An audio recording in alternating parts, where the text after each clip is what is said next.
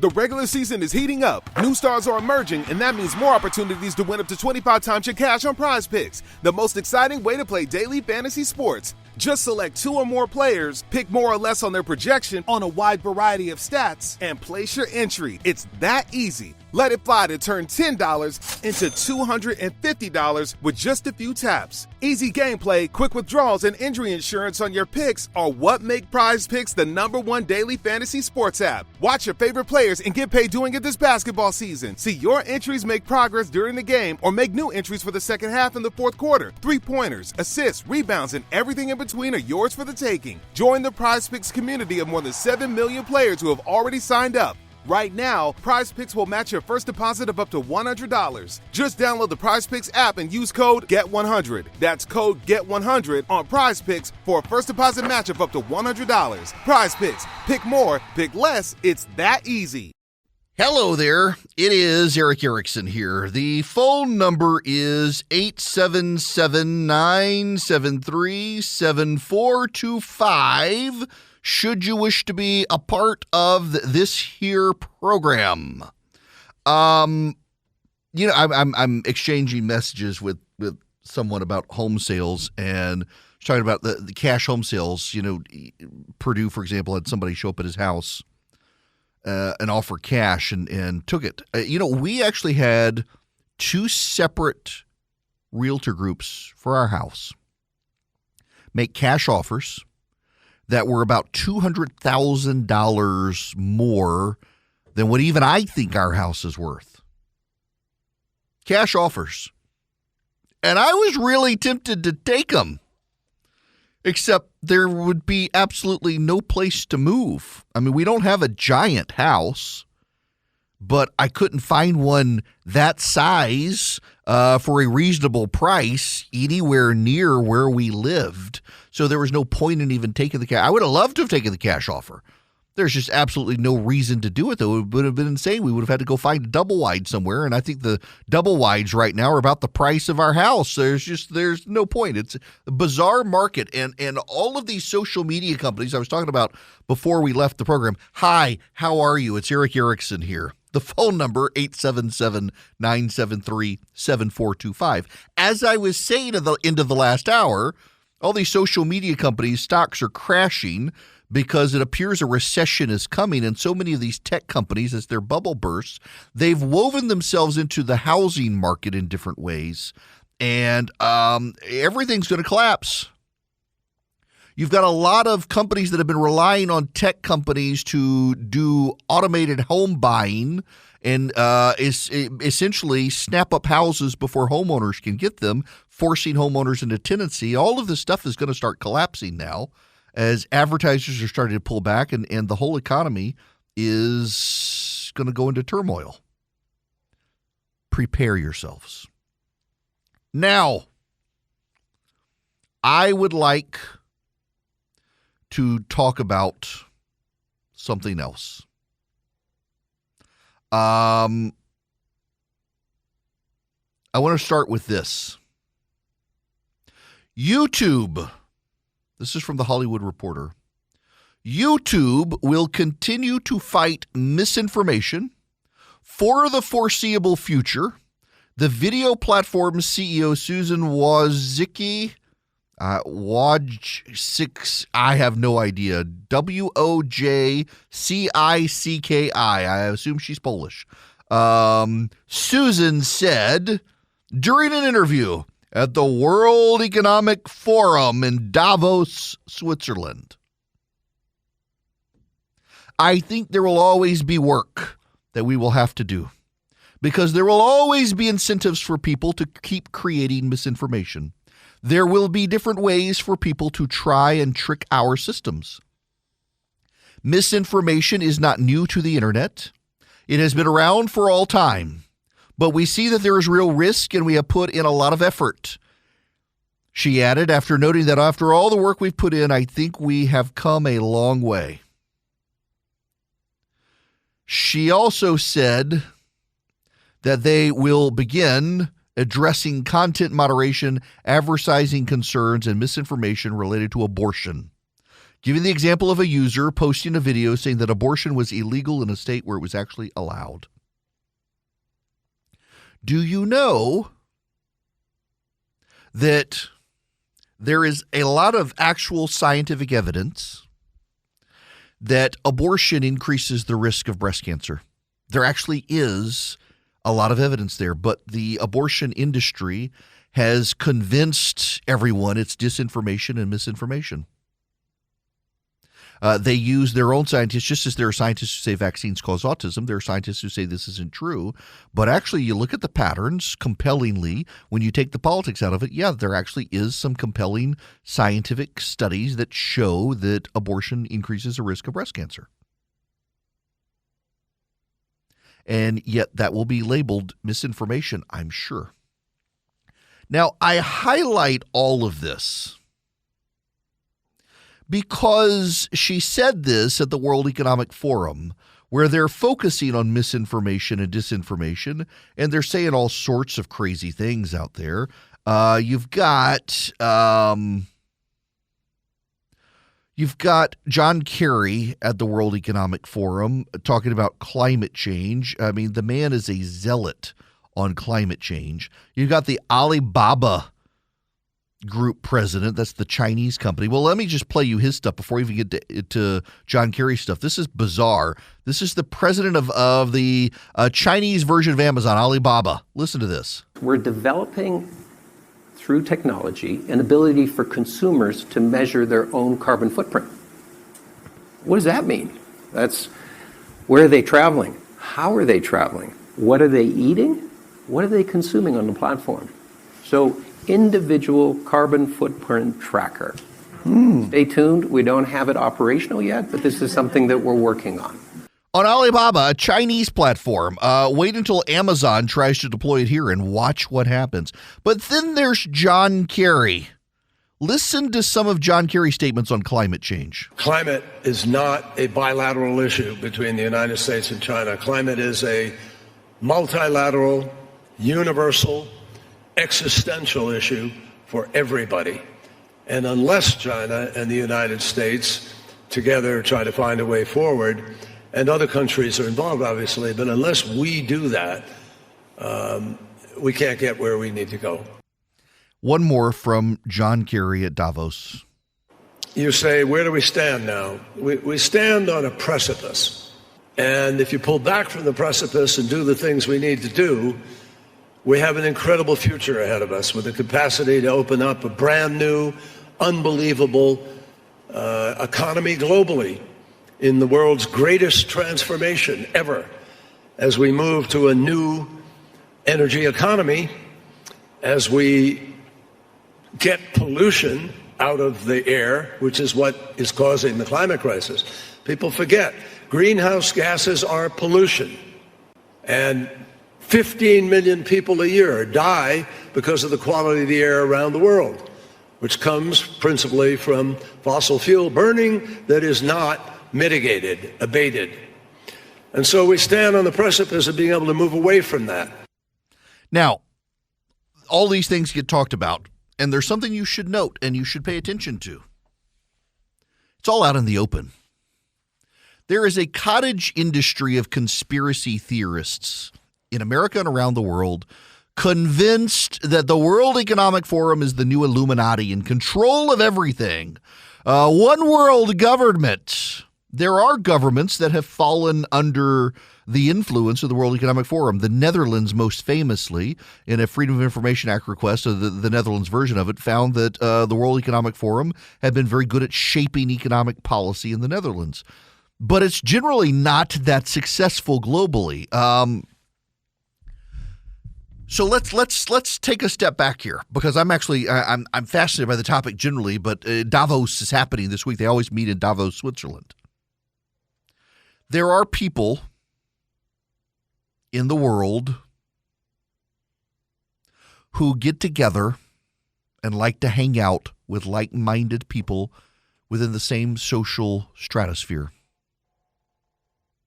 I got a buddy of mine who's got an RV, and he likes to RV with a bunch of other RVers, and they get together out in the West. They hang out. In the evening, the kids are all playing. The parents are smoking a little weed they picked up somewhere on the west, Colorado, Las Vegas, somewhere. And they all hang out together. They're like-minded people. They're drinking their natural lights and smoking some weed, enjoying nature out there with their RV lifestyle. It's a thing.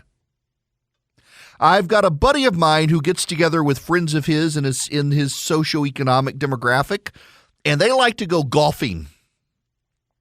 They take a guy's trip, and it's turned into about 15 of them. They're all upper middle management in corporations. They make low six figures income. They're all married. They got kids. They save money. They take a guy's trip every year. They go play golf together for a weekend, have a few beers, unwind away from family. It's what they do. And then you have the world's super rich who do not have the same problems you and I have. They don't have to worry about their mortgage. They have to worry about their private jet.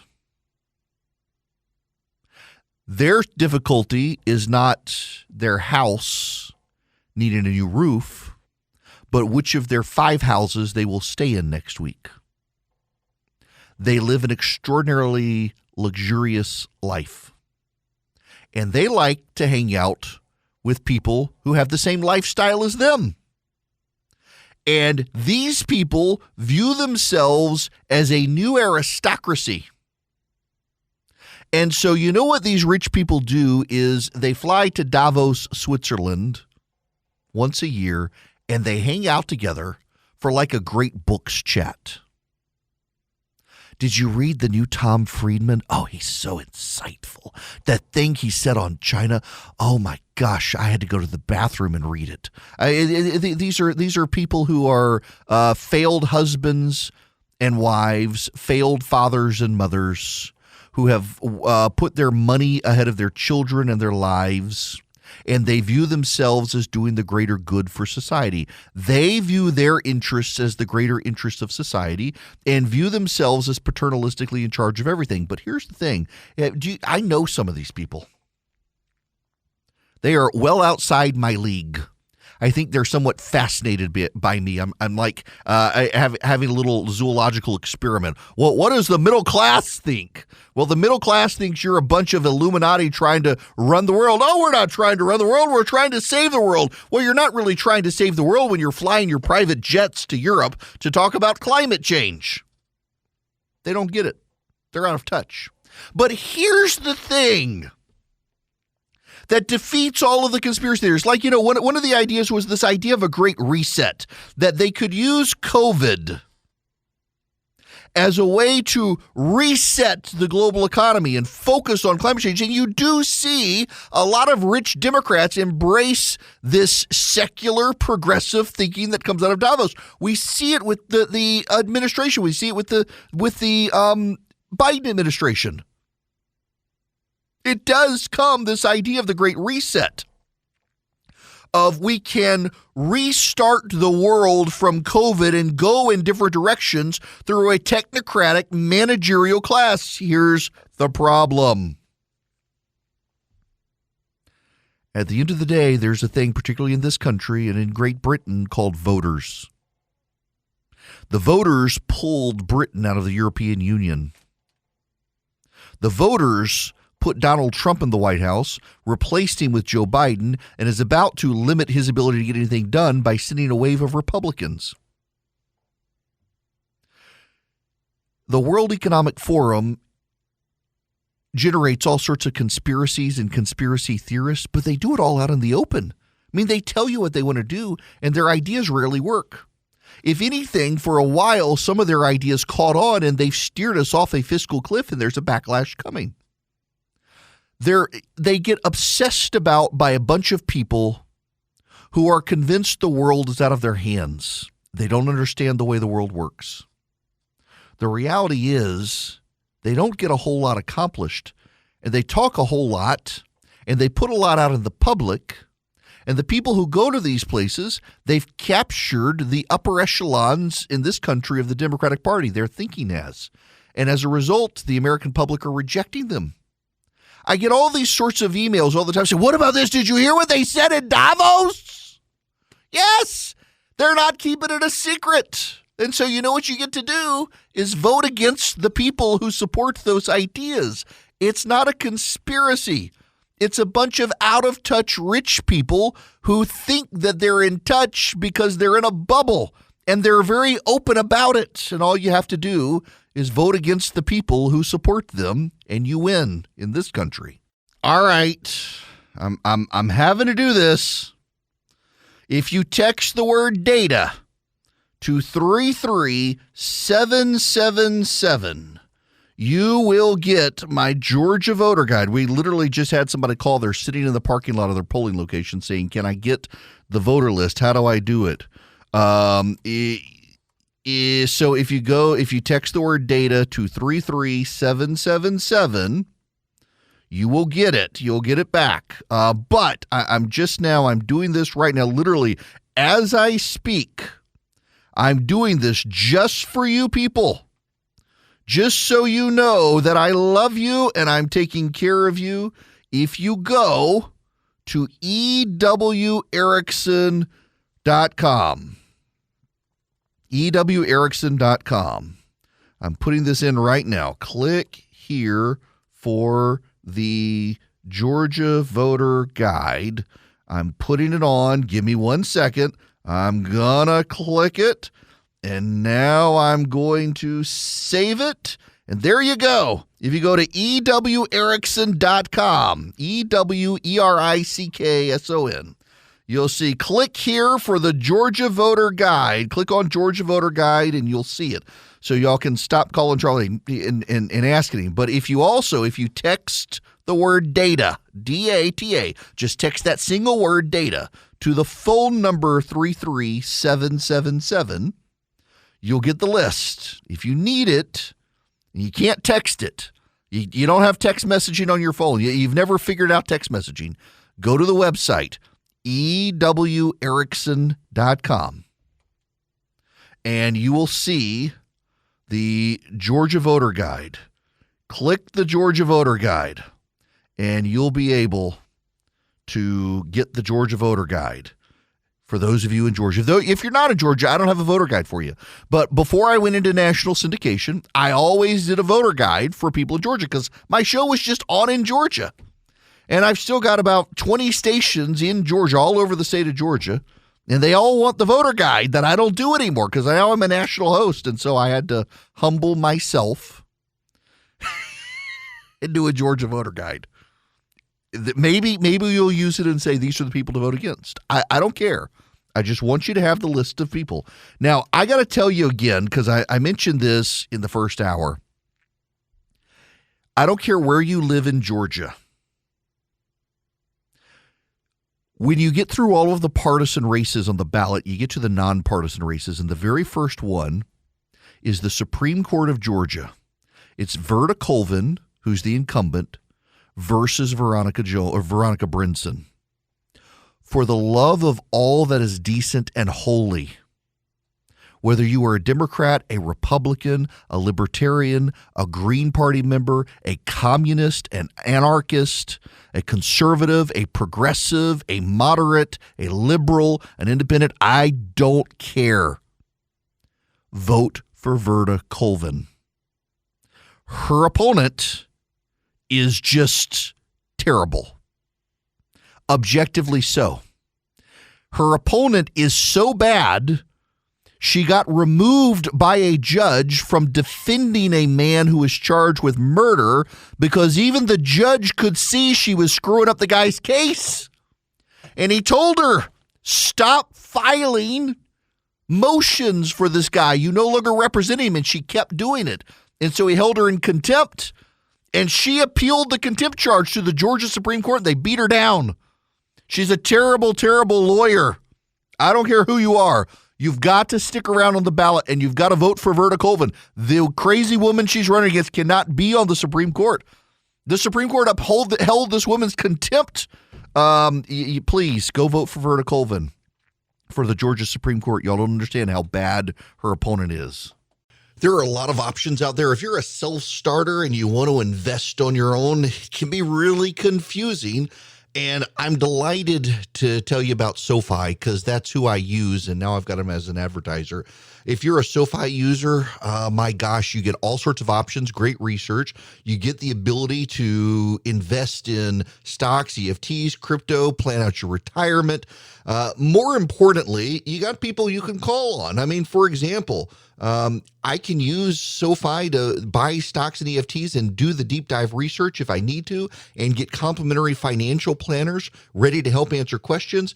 You can too, whether you're stuck on where to start or need help deciding what to do next. You can even save for retirement with traditional Roth and SEP IRAs. They have so many options. If you're into crypto, you can also explore crypto. They've got 30 available coins: Bitcoin, Ethereum, Cardano, Solana, Dogecoin, and so much more.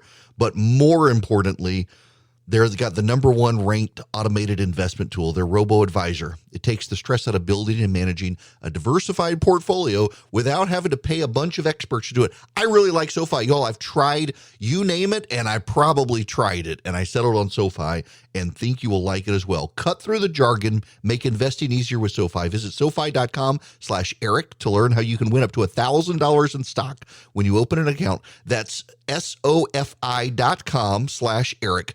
Brokerage and active investing products offered through SoFi Securities LLC, member FINRA SIPC. Yesterday, the Washington Post ran a story about George Floyd. Welcome back. It's Eric Erickson here. The phone number, should you wish to be on the program, 877-973-7425. And real quick, for those of you anywhere in the state of Georgia who are voting, I have done a voter guide for you. I know it's hard to figure out who these candidates are, so I did in all the races, well, not all the races, but the statewide, the congressional. Here's who I voted for if I can vote for them on my ballot. Here's who I would have voted for if I lived in their area. So Latham Sadler for Senate, Brian Kemp for governor, Butch Miller, lieutenant governor, Brad Raffensperger, secretary of state, Chris Carr, attorney general, Tyler Harper, commissioner of agriculture, John King, commissioner of insurance, Richard Woods for school superintendent, Bruce Thompson for labor commissioner, Tim Echols for public service, Fitz Johnson for public service, Verda Colvin for justice of the Supreme Court. And then in the contested races there, Buddy Carter for U.S. Congress District 1, Jeremy Hunt, District 2, Drew Ferguson, District 3, Rich McCormick for the 6th Congressional District, Austin Scott for the 8th, Andrew Clyde for the 9th, David Curry for the 10th, Barry Loudermilk for the 11th, Rick Allen for the 12th, Jennifer Strahan for the 14th. You can get that list by going to ewerickson.com. Up at the very top of the site, you'll see the link. I've put it there. I'll take it down here in a little while. Or you can text the word data to 33777, and I'll send you the link. Now, I want to get to this Washington Post story real quick. Washington Post ran this story yesterday. Headline, how have things changed in your community since George Floyd's death? Here's the subtitle. On May 25th, 2020, George Floyd was shot and killed in police custody. His death sparked outrage, wide-scale protests, and calls to change policing. 2 years later, what has or hasn't happened? Anybody see what's wrong with that? On May 25th, 2020, George Floyd was shot and killed in police custody. His death sparked outrage, widespread protests, and calls to change policing. 2 years later, what has or hasn't changed? George Floyd was not shot and killed in police custody. A police officer put his knee on George Floyd's neck for over 8 minutes. This is the Washington Post, whose motto is democracy dies in the darkness, which had to delete the story, rearrange and re-edit the story, and then never told anyone they did it. It was only caught because a few people, black journalists in particular, were outraged by the story. How did it get through the series of editors? How did it get through the fact-checking bureau? How did he get through any of that? The White House released a tweet yesterday that thanks to Joe Biden's leadership, the American military had delivered 76,000 tons of baby formula to the United States. It was actually 76,000 pounds, not tons. That amounts to 40 tons. Enough to last for 24 to 48 hours. All of these people, from the Washington Post to the Biden administration, are concerned about disinformation from the right. All of these people are concerned about the truth. They want the truth. They don't think you have the truth. You got to have the truth. And yet, they get basic facts wrong and then say, oops, our bad. But many of those basic facts, they will not change, they will not fix, they will not correct until someone makes it very loudly clear that they screwed up. And yet, they're worried about disinformation. Worried about disinformation. I got to tell you, their disinformation is a ridiculous view of things because oftentimes it's facts they don't like. It's just inconvenient truths for them. They don't appreciate the facts that you and I have that are facts, that are truth, that are objective. And yet they do willful things like this.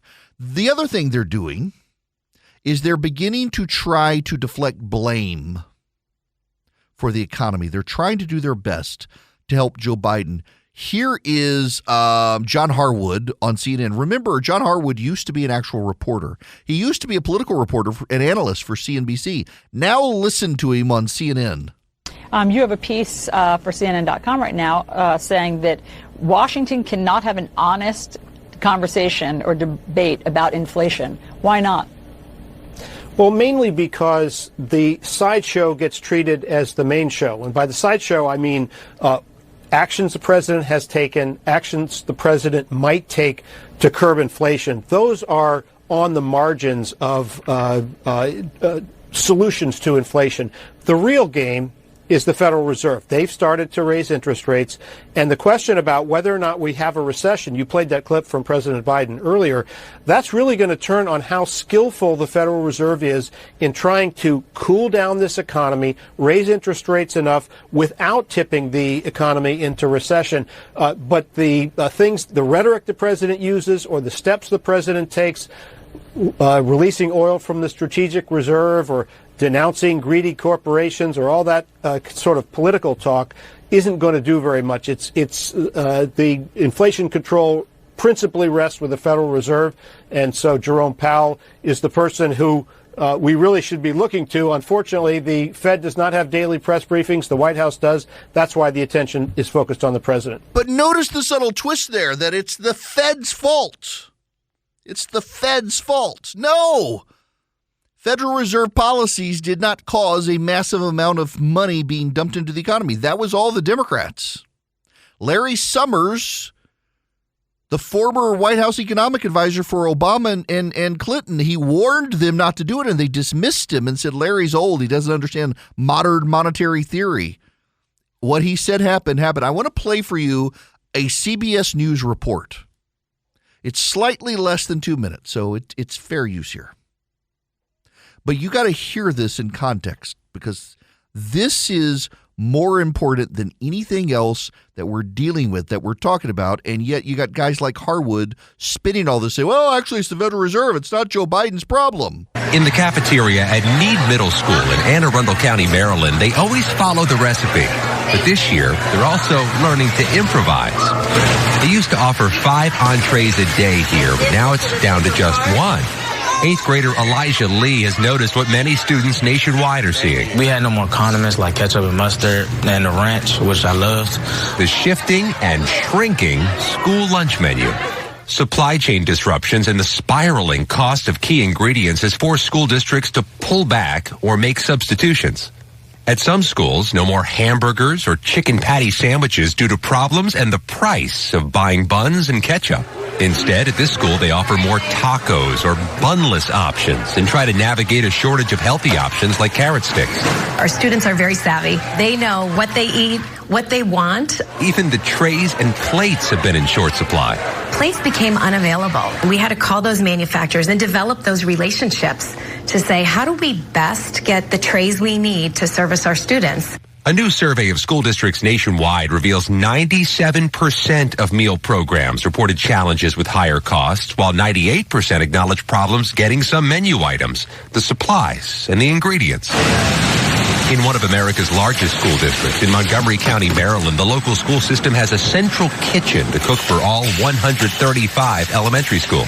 That tray of food I get at lunch, that costs more to make than it did last year. Yes. Significantly? Yes, we are up about 15%, 15, sometimes 20% in inflation rates.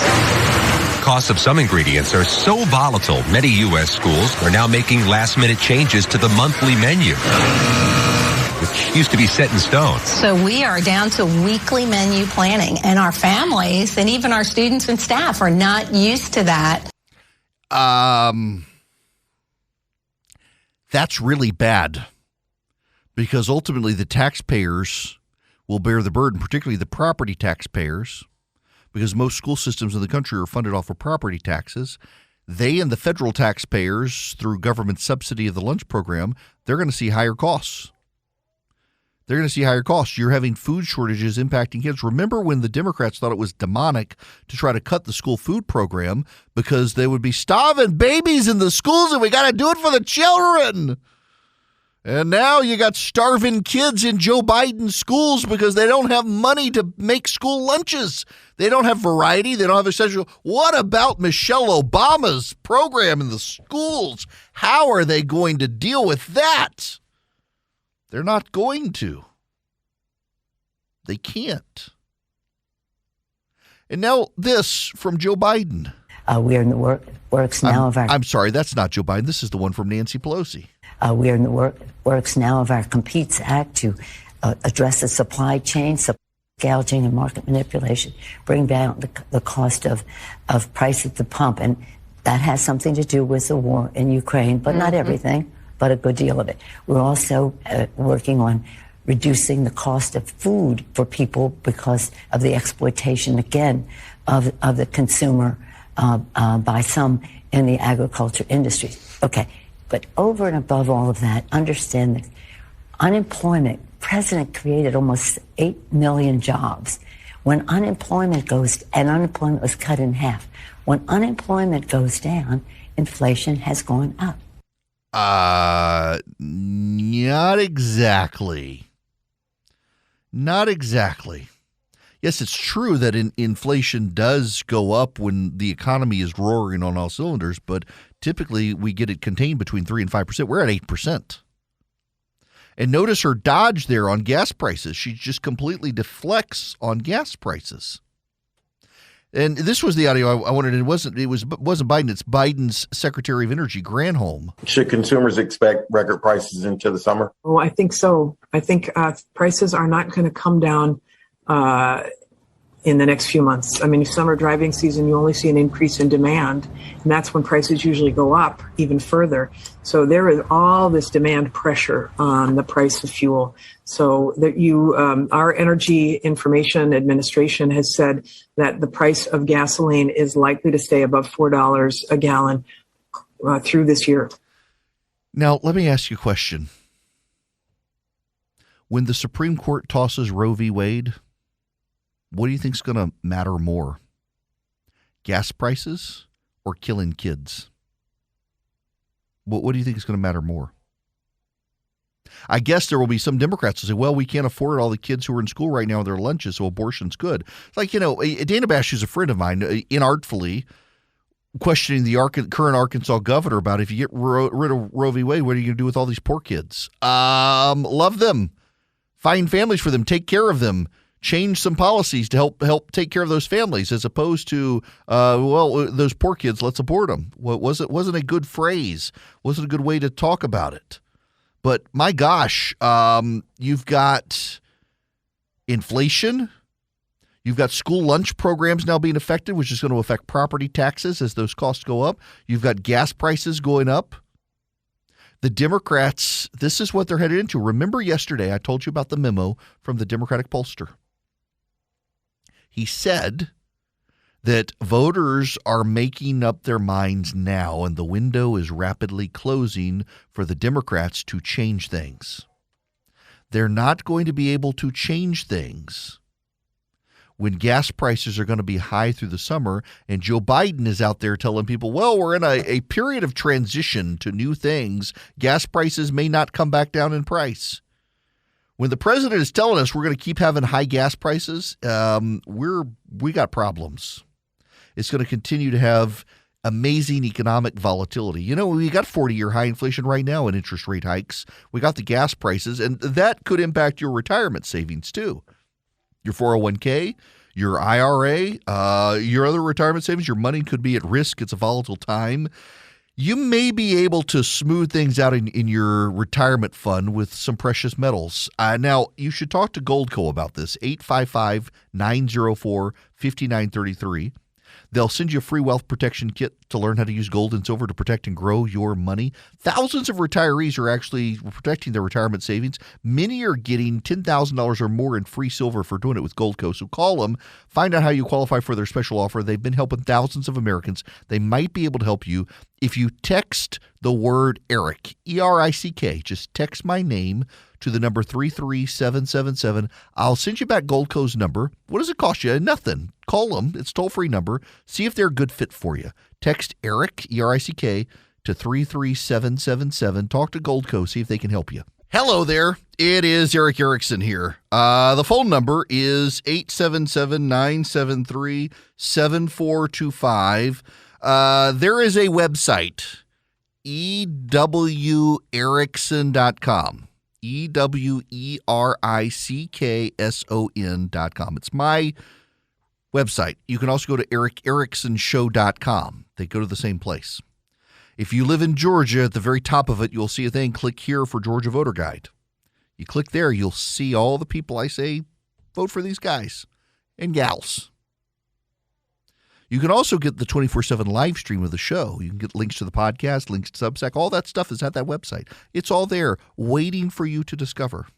If you want your voter guide and you don't want to go to the website, if you text the word data to 33777, you can get that. You should subscribe to my Substack, by the way, because you also will get the you'll get the daily show notes email that has all the stuff for show prep, all the links, all of that. It's a good email. You should get it. You should subscribe. You also, you get all sorts of benefits, but then you also help me be uncancelable. Now, down in Middle Georgia where I live, I love this story actually. So there's a candidate. It's actually a friend of mine, John F. Kennedy. My kid told me to text him and tell him to stay away from hot blondes and convertibles with a name like that. John F. Kennedy had this woman running against him. She was a Stop the Steal person. Ran against him. The problem is she doesn't live in the district anymore. When they redistricted, she's outside the district. Now, she claims some grand conspiracy that John F. Kennedy was the guy who drew the lines. But the problem is he drew the lines last year. It was well known, well documented, and she was not even on the horizon as a potential candidate. Had no idea. But now they're claiming some sort of conspiracy, but now she's been thrown off the ballot. Even though her name is on the ballot, anyone who votes for her, the votes won't count. Sorry, learn where you live, pay attention. You got to learn how to, I never understand people who want to run for Congress because they say they're better and smarter and more capable than people there, and they don't even know how to qualify for office. They can't figure out the paperwork. I'm sorry, but if you want me to believe that you're smarter than the other person and a better candidate than the other person, and that person was smart enough to figure out how to qualify for office, maybe do better. People are stupid. When we come back, can we talk about the national media effort to fluff up Stacey Abrams? To make this woman, no, Emery, if you're listening, I can't read your jokes on air. I will get canceled, and it will be your fault. A buddy of mine, taking his daily constitutional yesterday, composed a series of jokes that I can't read on the air. Some of them rather funny, but I can't read them. But I can talk about the national effort to make the president of United Earth also the governor of Georgia. She's now walked back and apologized for her statement about Georgia being the worst place on planet Earth to live.